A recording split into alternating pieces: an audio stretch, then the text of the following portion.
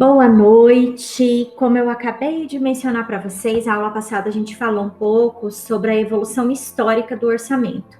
Que tudo tem um começo, né? Ele começou em algum lugar, de alguma forma, em alguma cidade. Esse orçamento começou. Então, hoje a gente vai dar uma relembrada do que a gente falou e vai focar como que essa evolução aconteceu.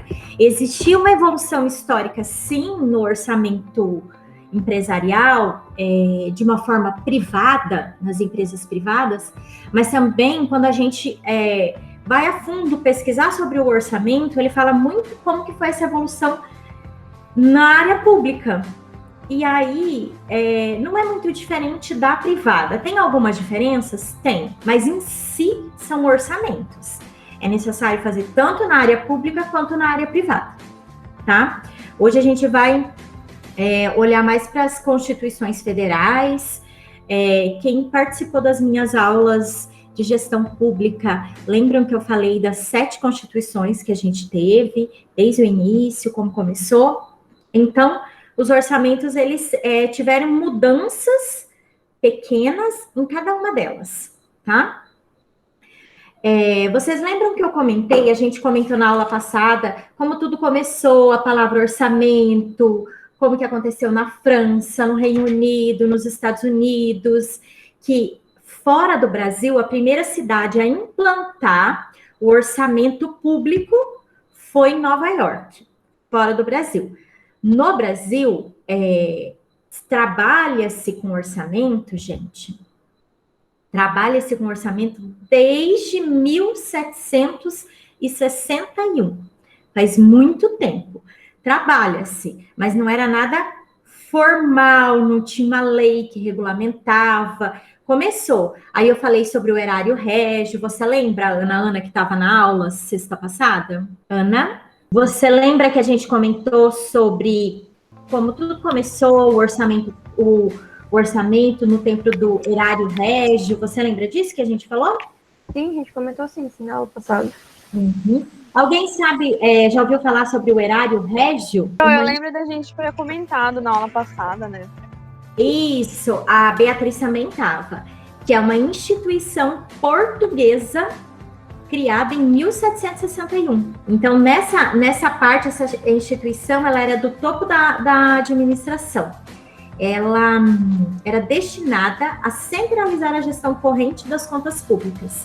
Então, esse era o erário régio. Se vocês procurarem lá na internet, vocês vão ver até a fotinho dele. Então, nessa época, tudo começou, 1761. Porém, quando começou algumas modificações nesse orçamento, começou a ter lei, ser regulamentado, foi a partir ali das constituições federais, tá?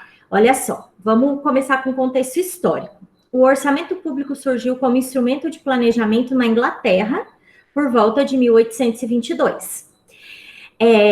Esse contexto aqui é diferente da referência que eu trouxe à aula passada. É só para vocês terem uma noção de que em algumas referências fala alguma coisa, em outros fala outras. Isso aqui é do ENAP, eu não sei se vocês já ouviram falar, que é a Escola Nacional de Administração Pública. Acho que eu já comentei em sala de aula, em gestão pública.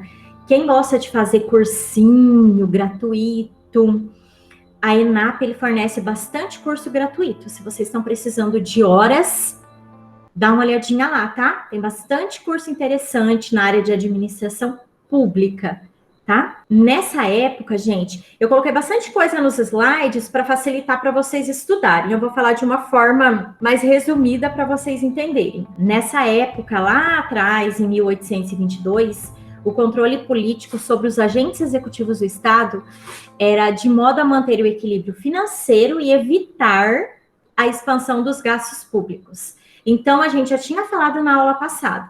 O objetivo do orçamento é manter o equilíbrio do que eu tenho, do que eu tenho em caixa, ou do que eu tenho na minha conta lá no banco, com o que eu posso gastar. É o equilíbrio. Será que eu posso gastar tudo que eu ganho? Será que eu posso gastar todo o meu capital de giro? Será que eu posso...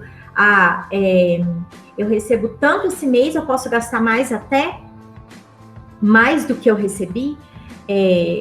Então, esse orçamento, ele se expandiu, ele ficou cada vez, digamos assim, melhor para evitar esses gastos, tanto na administração privada quanto na pública.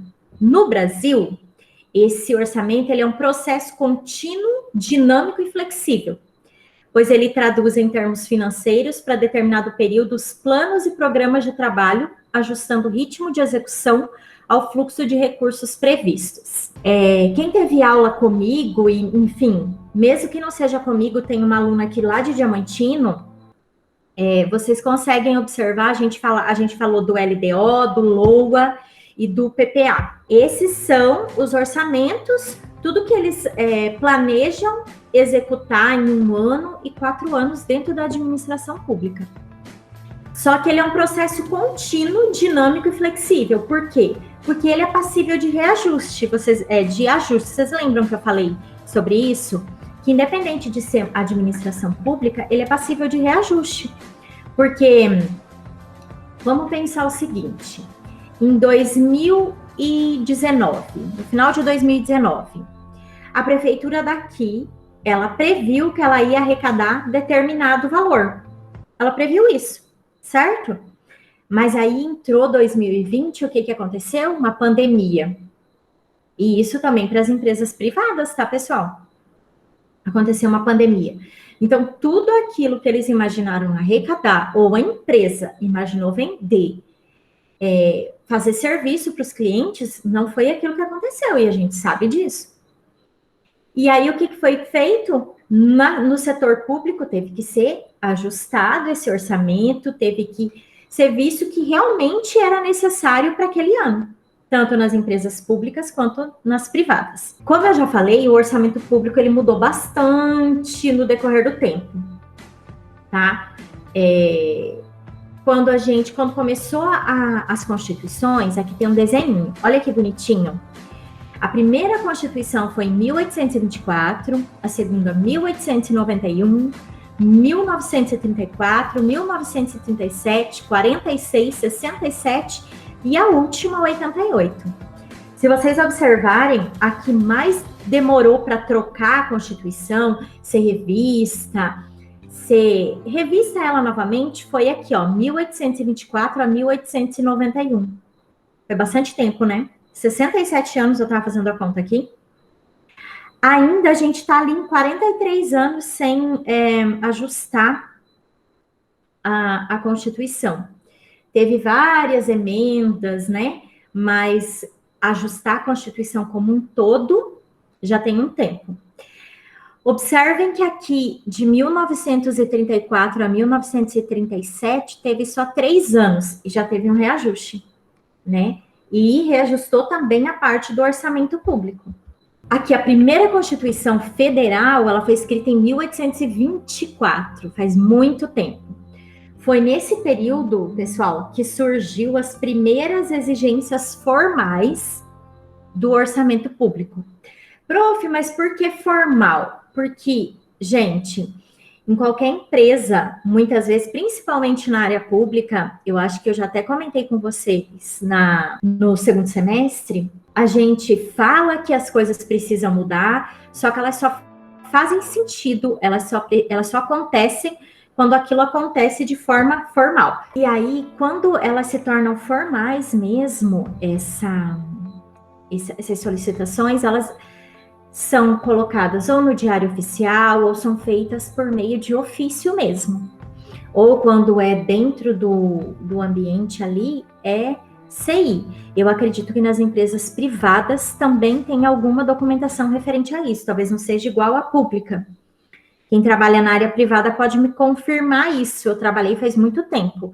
É dessa forma também, pessoal? As coisas se tornam realmente efetivas e formais quando isso é colocado